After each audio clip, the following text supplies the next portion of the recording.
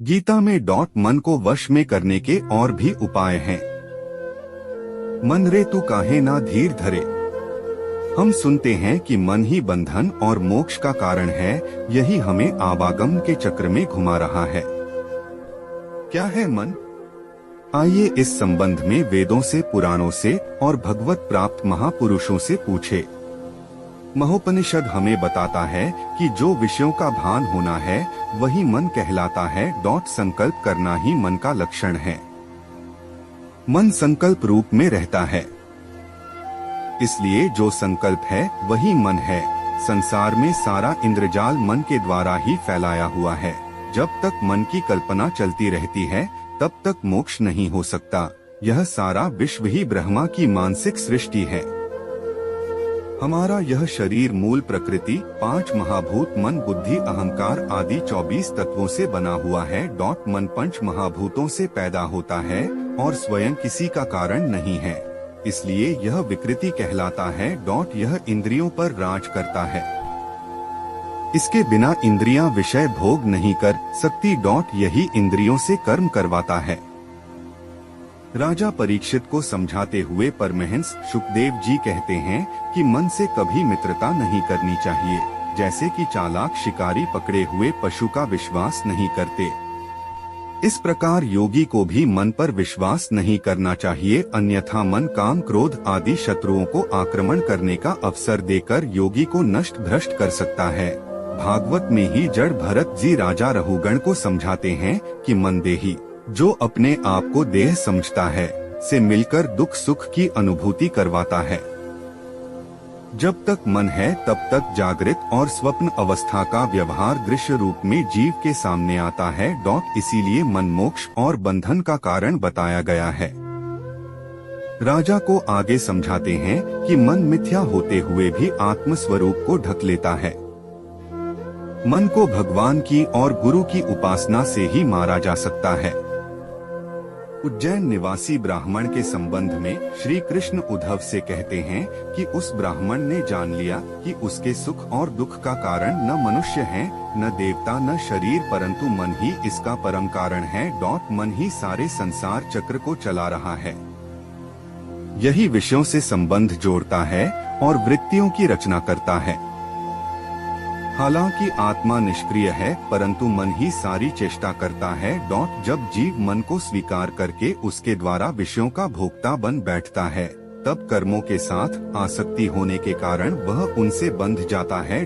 इसलिए एक बार और समझ लीजिए कि सुख और दुख का कारण न मनुष्य है, न देवता, न शरीर, न ग्रह, केवल मन ही है। बृहन बिंदु उपनिषद मन 2 प्रकार के बताता है, एक शुद्ध मन और दूसरा अशुद्ध।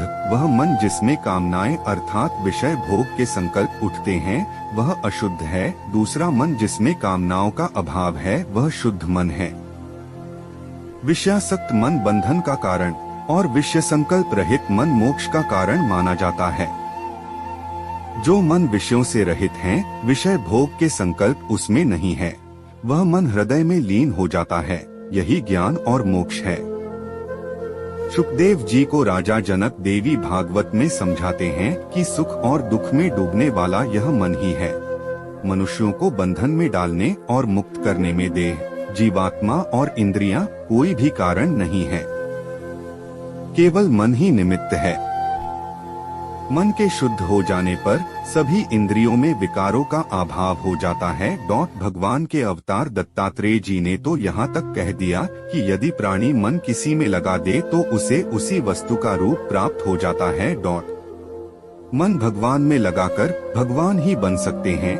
आध्यात्मिक जगत में मन के महत्व को हमने वेदों, पुराणों से व महापुरुषों के उपरोक्त बताए गए वचनों से जान लिया है। आवागम के चक्र से छूटने के लिए उसे काबू में करना आवश्यक है, यह हम जान ही चुके हैं। अब इसे बस में करने के उपायों पर विचार। अर्जुन का मत था कि मन पर काबू पाना वायु को काबू करने जैसा है, कठिन। कृष्ण ने समझाया कि कठिन है, असंभव नहीं, अभ्यास से वैराग्य से निग्रह किया जाता है। -6:38 गीता। विश्व के सारे धर्मों में मन को बस में करने के साधन समझाए गए हैं। इनमें से मुख्य हैं एक डॉट नासिका के अग्रभाग पर दृष्टि रखना। 2 डॉट प्राणायाम। भागवत में श्री कृष्ण उद्धव को समझाते हैं कि प्राणायाम से प्रभु में मन लग जाता है और प्राणायाम को किसी योग गुरु के सानिध्य में ही सीखना चाहिए। 11.13.13. फिर 14वें अध्याय में इस ही 11वें स्कंद के श्री कृष्ण ने विस्तार से ध्यान की विधि समझाई है। प्राणों का और मन का गहरा संबंध है। जब मन कहीं पर स्थिर होता है तब सांस गहरी चल रही होती है। इसी प्रकार जब सांस गहरी चल रही होती है तब मन को किसी स्थान पर स्थिर करना सुगम होता है। यह देखकर हमारे ऋषियों ने प्राणायाम की खोज की या आविष्कार किया। उन्होंने पाया कि ज्यों-ज्यों प्राण काबू में आते हैं त्यों-त्यों मन भी काबू में आना शुरू हो जाता है और धीरे धीरे इसे पूर्ण तरह काबू करना सरल हो जाता है। ऋषि पतंजलि ने भी अपने योग सूत्र में सांसों पर ध्यान करने के लिए कहा है। आती जाती सांस से जप करने के निर्देश दिए हैं। साधना पाद सूत्र 51 और सांस को स्तंभित करना भी बताया है, अर्थात कुंभक पर जोर दिया है। पतंजलि योग प्रदीप समाधिपाद सूत्र 34। 3 भगवान के इष्ट देव के या गुरुदेव के चित्र या मूर्ति पर ध्यान जमाना। 4 हृदय की धड़कनों के साथ जप करना।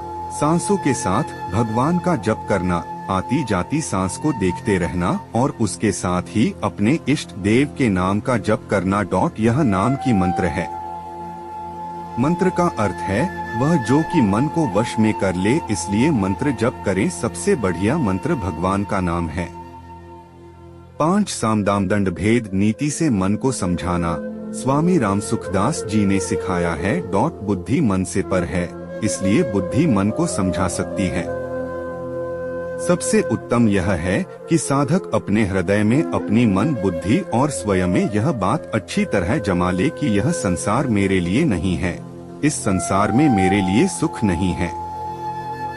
ऐसा करके मन को संसार से विमुख करें। दूसरी ओर संकल्प करें कि मेरे केवल भगवान हैं, ऐसा सोचकर भगवान के सम्मुख हो जाएं। अपने सर्वस्व को, अपने होनेपन को भी भगवान में लगा दे। ऐसा करने से मन भगवान की ओर आसानी से जाएगा और जब जब संसार की ओर जाएगा हमें तब तब आत्मग्लानि होगी और वापस हम स्वमेव मन को भगवान की ओर ले जाएंगे।